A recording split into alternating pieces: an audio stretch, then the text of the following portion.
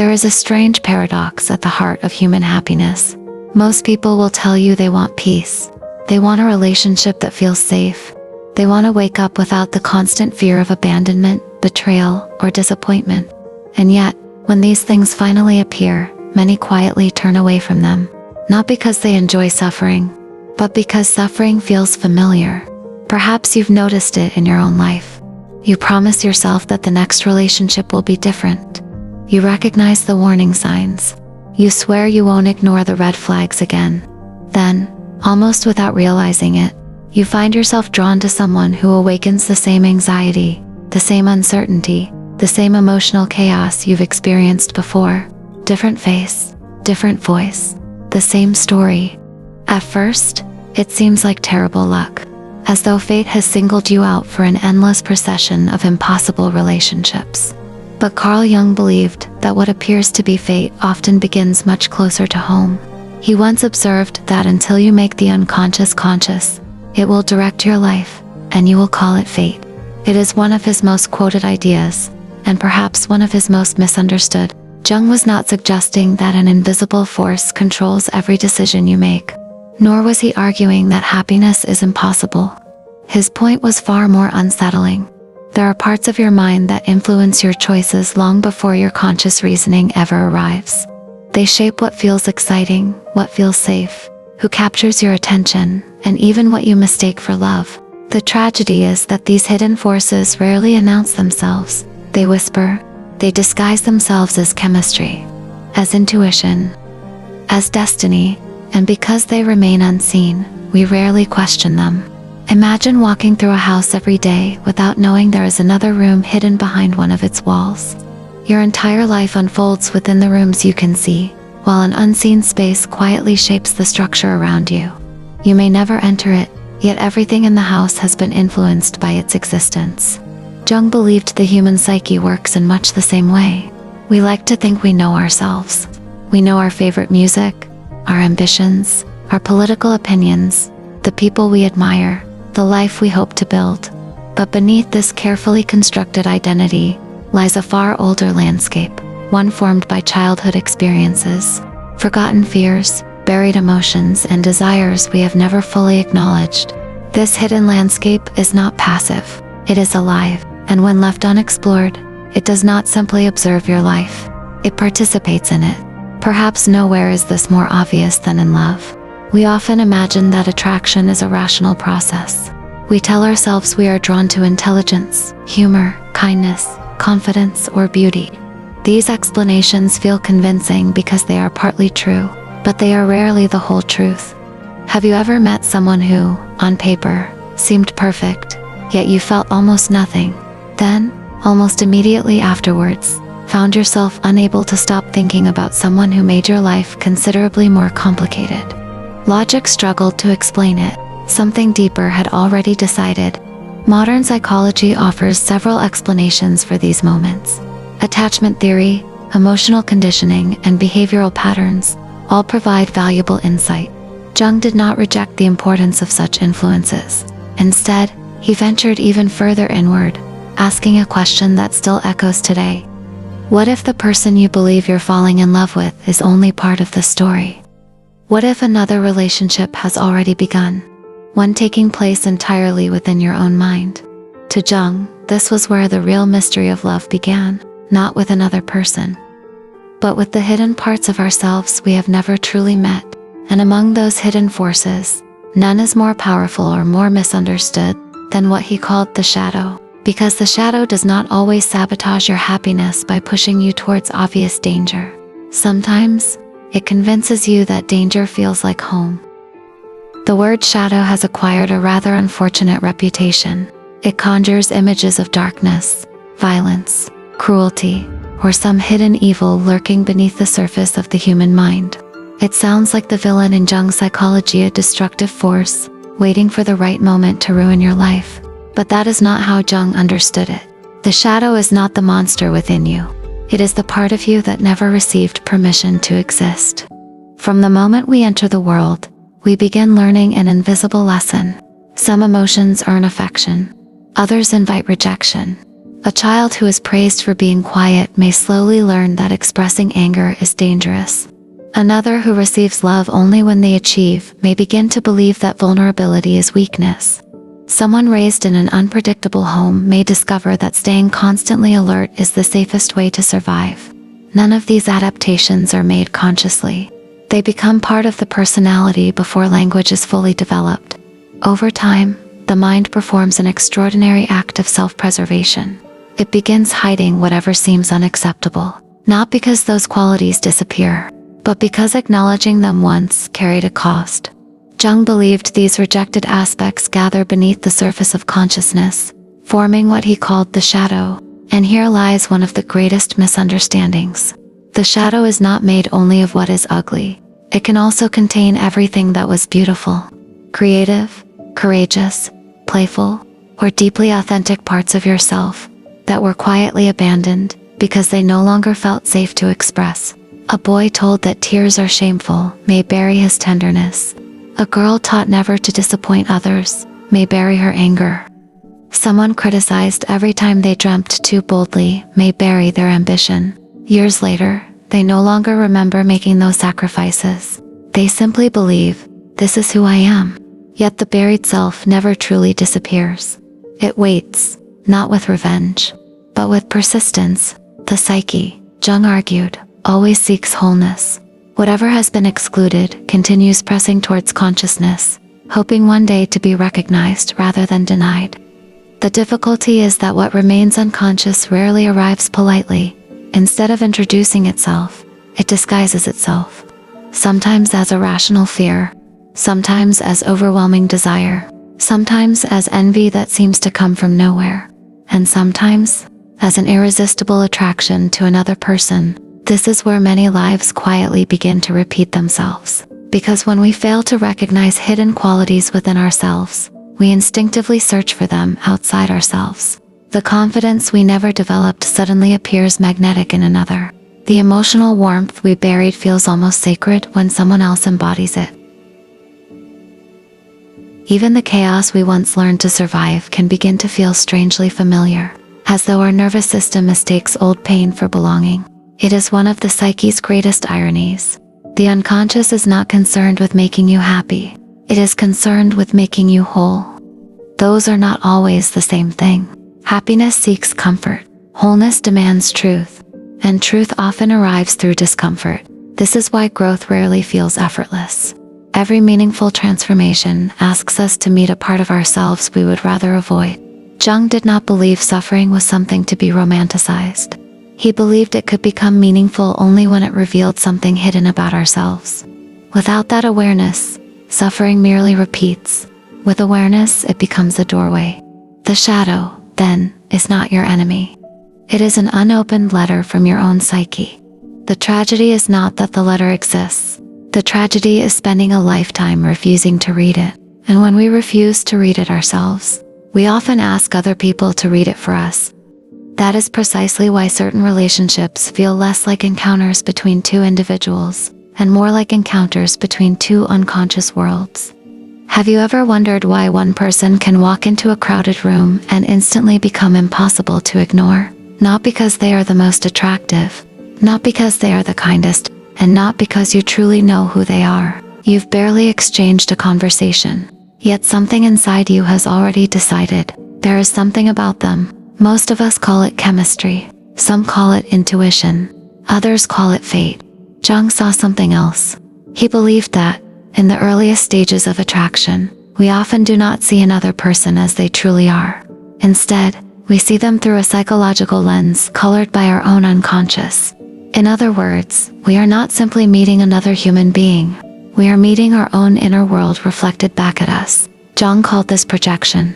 Projection is not the same as deception. The other person is real. Their smile is real. Their voice is real. Their presence is real.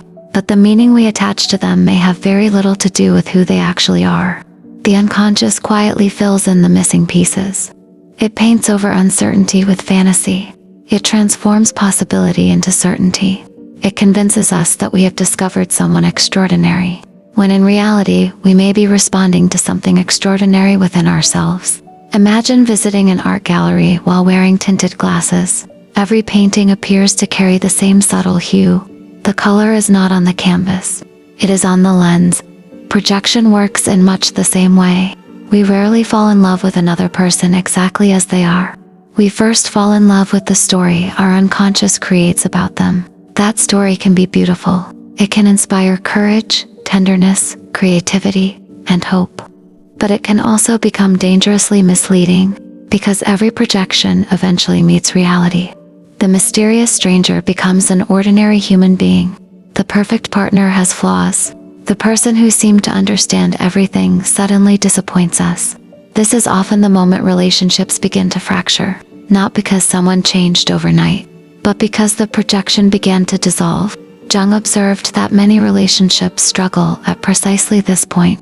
What initially felt like destiny starts feeling like betrayal. We say, "You've become a different person." Yet, in many cases, they have not become different at all. They have simply become visible. The fantasy fades. The human being remains. This is one of the most painful transitions in love. Not the loss of another person, but the collapse of the illusion we unknowingly built around them. Jung believed this moment presents a choice. We can blame the other person for failing to live up to our unconscious expectations. Or we can ask a far more difficult question. What part of me did I place inside them? That question changes everything. Because once projection begins to withdraw, the qualities we admired or feared no longer belong solely to the other person. They point back towards ourselves. The confidence we worshipped, the strength we depended upon, the tenderness we desperately searched for, or even the cruelty we kept encountering. Each may reveal something unfinished within our own psyche. This does not mean every painful relationship is our fault, nor does it excuse manipulation, abuse, or betrayal. Jung never suggested that harmful behavior should be tolerated in the name of psychological growth. What he proposed was more subtle. Even when another person's actions are undeniably wrong, our repeated attraction to similar dynamics may still reveal an unconscious pattern worthy of examination. The question is not, why did this person hurt me? The deeper question is, why does this kind of person keep feeling familiar? That distinction is uncomfortable, but it is also liberating, because familiarity is one of the unconscious mind's favorite disguises. It often mistakes what is familiar for what is safe, even when familiarity has always been painful. And this is where the shadow quietly returns, not to punish you, not to keep you lonely, but to draw your attention towards something within yourself that has remained unseen for far too long, until that hidden pattern is recognized. The same story has an extraordinary way of finding a different cast. There is a quiet truth that many people spend years trying to avoid. Healing is not difficult because we cannot recognize pain. Healing is difficult because we often recognize pain as home.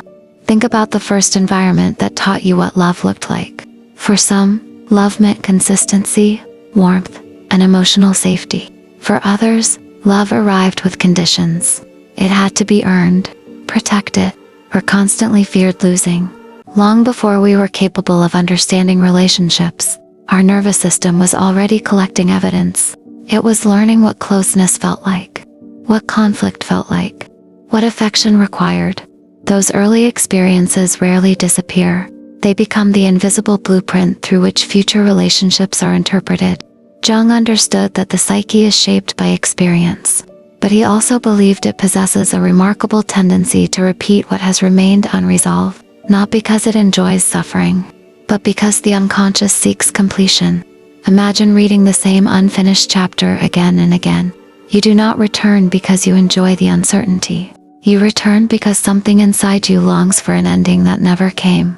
The unconscious behaves in much the same way. It revisits familiar emotional landscapes, hoping that this time the story will end differently. This may explain why someone abandoned in childhood can feel unexpectedly drawn towards emotionally unavailable partners. Not because distance is pleasurable, but because distance feels strangely recognizable.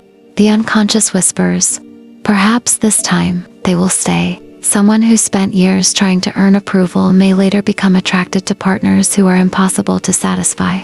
Again, not because rejection is desirable, But because the psyche still hopes to succeed where it once failed, what appears irrational on the surface often carries its own hidden logic beneath.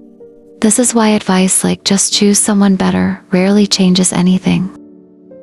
Conscious decisions are important, but they cannot, by themselves, rewrite unconscious expectations. You can change your address overnight. Changing the architecture of your inner world takes far longer. This is where many people mistake intensity for compatibility. The relationship begins with overwhelming excitement. Every message feels electrifying. Every silence feels unbearable. Every small gesture carries enormous emotional weight. It feels alive. It feels destined. Yet Jung would likely invite us to ask a different question. Is this intensity a sign of genuine connection? Or is it evidence that something unconscious has been activated? These are not the same thing. A relationship built upon projection often feels like emotional gravity. It pulls with extraordinary force, not because two people have discovered perfect harmony, but because each has unknowingly stepped into the other's unfinished psychological story. The stronger the unconscious projection, the stronger the emotional charge. This helps explain another uncomfortable reality. Peace can initially feel boring, not because peace lacks depth, but because chaos has trained the nervous system to associate uncertainty with aliveness. When there is no emotional roller coaster, no desperate waiting, no constant guessing, some people conclude something must be missing. Perhaps nothing is missing. Perhaps for the first time, nothing is threatening your sense of safety. Jung believed the path towards psychological maturity was not about chasing stronger emotions. It was about expanding consciousness, learning to observe your reactions before becoming consumed by them, recognizing when attraction is speaking, and when an old wound has simply found a familiar face. The goal is not to eliminate desire, nor is it to become suspicious of every powerful emotion. The goal is to ask better questions. Why does this person feel so necessary? What part of me believes I cannot be whole without them? Am I responding to the person standing before me, or to someone I met many years ago? These questions rarely produce immediate answers, but they interrupt the unconscious cycle. And sometimes, interrupting the pattern is the first genuine act of freedom, because the opposite of unconscious repetition is not control. It is awareness. The moment you become aware of the pattern begins to lose the power it once held over you. Perhaps the real question was never, why do I keep attracting the wrong people?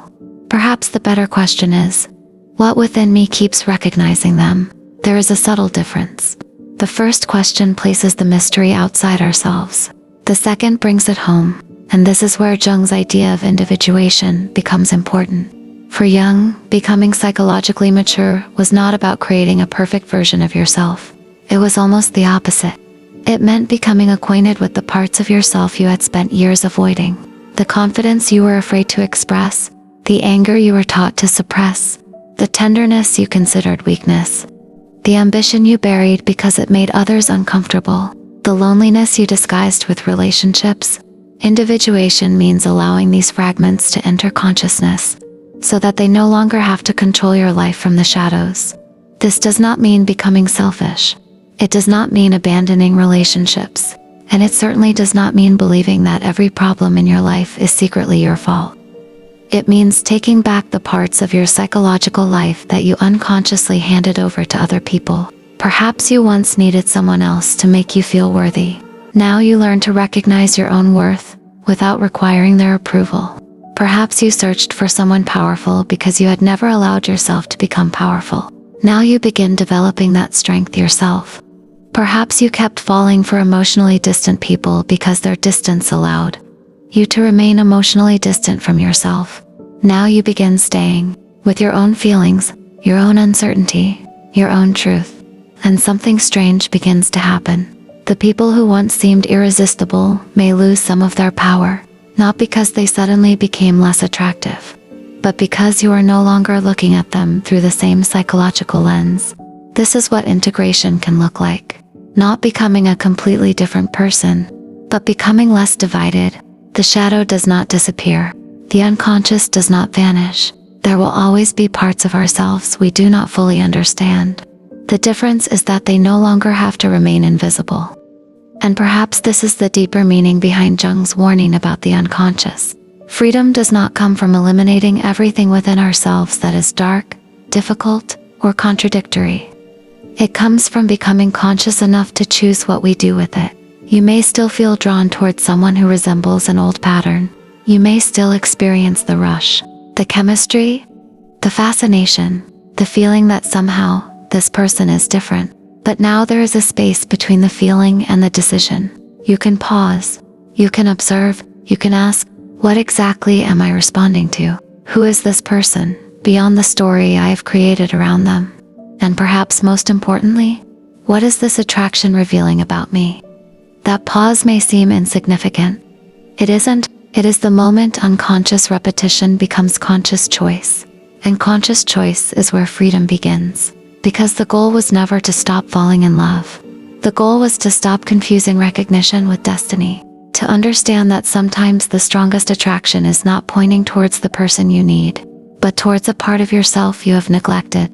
Perhaps that is why some relationships feel almost mythological. They awaken something. They expose something. They force us to confront a version of ourselves we could have continued avoiding for years. Some people enter our lives as partners, some as lessons, and some simply become mirrors. The wisdom lies in knowing the difference. So the next time you find yourself irresistibly drawn towards someone, don't immediately ask whether they are your soulmate. Ask something more difficult. What is happening inside me? Because the person standing in front of you may be exactly who they appear to be, but the meaning you have given them, that belongs to you. And once you begin to understand that distinction, love changes. You stop searching for someone to complete the parts of you that remain unconscious. You stop asking another human being to carry your abandoned qualities. You stop mistaking emotional turbulence for depth. And slowly, almost imperceptibly, your choices begin to change. Not because you finally learned how to find the perfect person, but because you are becoming a different person to choose from. Perhaps this is what Jung meant by becoming whole. Not finding the missing half, but discovering that the parts you thought were missing were waiting within you all along.